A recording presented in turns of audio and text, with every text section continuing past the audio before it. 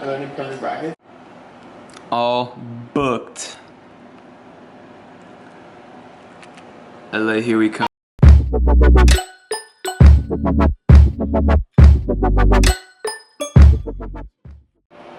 Alright guys, in the kitchen, getting my pre-ready. As always, today is chest back hyper day. So we're gonna do 1 scoop of game day in here, and then 1 scoop of the pump powder to drink later. Dorks flavor, best flavor in the world. I love it. Gets me every time. I'm kind of sleepy right now, so I'm gonna do a heaping scoop. Probably about that much. Yeah, I don't know. I'm just like yawning a lot. I had a decent night's sleep. I woke up about 8:15 because I had class at 9. So I don't know why I'm so tired. Like I said, we got push pull or chest back hyper day. So a lot of volume, which I love. Working with dumbbells as opposed to the barbell. And I'm just gonna bring you guys along. Show you as much of the workout as I can. Hopefully it's not too crowded. Also, pump powder is the same flavor that Dorks though. So let's get right into this video. Also, repping that Wolfpack gym apparel. Peep it.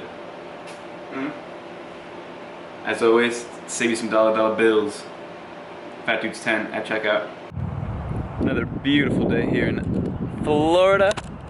Got the whip back there at the Mecca, of course. I hope you guys know that when I say Mecca, I'm 100% kidding. But I'm gonna go hit this chest back workout, get a lot of volume in, get real sweaty, hit some cardio, hit the sauna, and hit it. What is going on, fam? Nando here with another voiceover. Today, like I said in the beginning of the video, was a chest and back day, hypertrophy focused. So a lot of reps, a lot of sets. My main movement was the dumbbell bench, like flat bench. I did 5 sets of 10. I showed you guys one here. This is actually my 4th set. So I was kind of fatigued, and then for my last set I actually bumped up to 85s and got, I think, 9. So that's where progressive overload starts to take place. You got to keep track of your numbers, especially for compound movements. And for chest and back day, I alternate movements. So I go a chest movement, then I go a back movement. So here I'm doing lat pull downs, something that I kind of strayed away from because I've been enjoying the close grip lat pull down.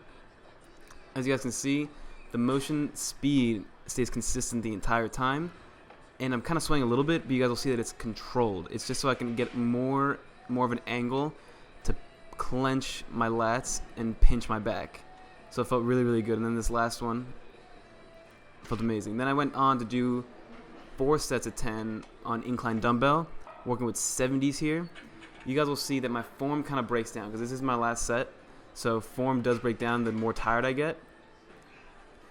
And you guys will see that the reason you're supposed to keep your elbows tucked is to get rid of shoulder pain.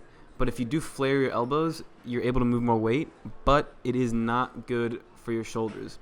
You guys will see, like there, flared my elbows out a little bit.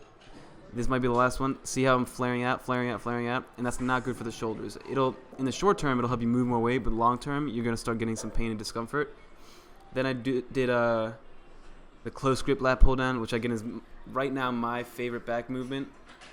I like it a lot more than lat pull downs because I feel the contraction a lot more on my lower lat. The next day I feel sore. It feels really, really good. So I highly recommend doing this. Again, slow and controlled. You guys are seeing that tempo is consistent. That is what you need. The tempo has to be good. And then after those movements, I started supersetting my back, chest and back movements. So this is actually the last thing I record, I believe. It was just a bench hammer strength. So I think I get worked up to 2 plates on each side for sets of 8 to 10. I'm moving pretty well. And then what I did was, you guys see that dumbbell in front of me. Key with the hammer strength machine is to hold it as wide as you can to really attack the chest. And then I did some lawnmowers, aka also known as single arm dumbbell rows. So the movement, at first I used to think that you had to stay as tight as possible, not sway at all. But I learned that after doing it, and what works for me is have that range of motion kind of like circular, as you guys can see. So that's going to do for the voiceover. Peace. So you guys, I'm recording right now, using my phone as like a viewer. I'm going to try and take some promo pics.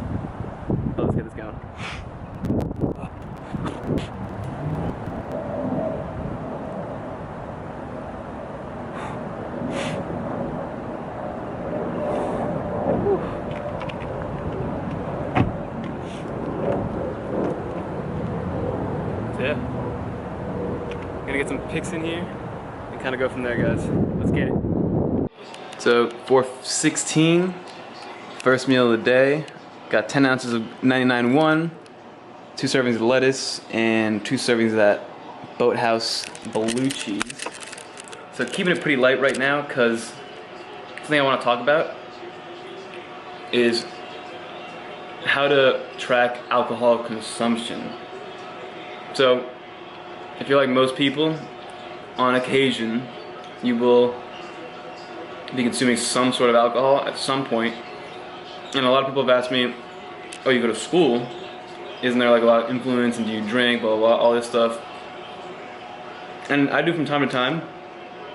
I haven't been like, quote unquote, wasted or like very, very drunk in a very, very long time, like over a year, maybe more, like 2 years. But I do from time to time drink to be happy, quote unquote. So the way I attack those days are very, very simple. Make sure you hit your protein intake, and then save the rest of your carbs and fat calories for alcohol. So, for instance, today, this is gonna be my main meal of the day, and then I'm gonna have some oatmeal protein powder too. And the rest of the calories I'm gonna save for either alcohol, or while I'm drinking, maybe I go out and eat something else. So, what most people don't know is that alcohol is its own macronutrient. People that track macros know that carbs and protein are 4 calories each, and fats are 9. And alcohol, the macronutrient profile for that is 7 calories per gram of alcohol. From a fitness standpoint, not like health, like heart condition, from a purely fitness and gain standpoint, the reason alcohol is quote unquote bad for you is because it's just empty calories. So when you go, let's say you drink 1,200 calories worth of alcohol, the next day you go to work out, you're burning empty calories. So those empty calories, like your body can't turn those empty calories into muscle. So that's why it's bad from a gain standpoint. Because, I mean, if you want to just fit it in, you can technically fit it in. It's not optimal for weight loss or optimal for gains, but you can fit it in. So the way I do it is you do it occasionally. I'm not saying go out and drink every single night and track it. Occasionally. And so what I do is I'm going to try to get to the 200 grams of protein with the minimalist amount of carbs. Well, with moderate carbs and then minimal fat, because fat is much higher in calories. So if I keep everything really low fat today, I'll have a lot more calories to play with in terms of alcohol calories. So that's the way I attack a day where I'm going to go out and enjoy with friends. So right now, like I said, I got my 99.1 ground turkey, lettuce, and then blue cheese, which is like really low fat. So like this whole thing only has 6 grams of fat. I mean, I'm gonna track it obviously, but I haven't yet. And it's a post-workout meal. So if you are drinking and you work out that day, and you are gonna have carbs, I recommend having it right after you work out. So that's my little alcohol spiel. So guys, that's gonna do it for the video. Hopefully you guys got some good information in terms of alcohol intake. Like I said, got some good ideas for what to do on a chest back day, which I had a great workout. Just wanted to say big thanks to you guys, because without you guys, there's no way. Like, you guys saw that I booked my flight to LA, which was huge for me. So that's really cool. If it wasn't for you guys, then there's no way I would go, because Wolfpack is hooking me up with that flight there. So let's just keep supporting the channel, keep hitting that like button, the sub button, all that good stuff. And I got a lot more to come. Exciting things coming for a fact. Wristbands are supposed to be here on Tuesday. The touch-ups for the shirt samples are being made. I'll be in LA in May, so if anybody's in LA and wants to meet up, let me know. I'll be there for 2 weeks. So, and then tomorrow, I guess I'll start my Cali cutting or my LA lean gains or something like that. But we'll see. So until next time, guys, don't forget to check out Wolfpack Gym Apparel in the description below. Peace.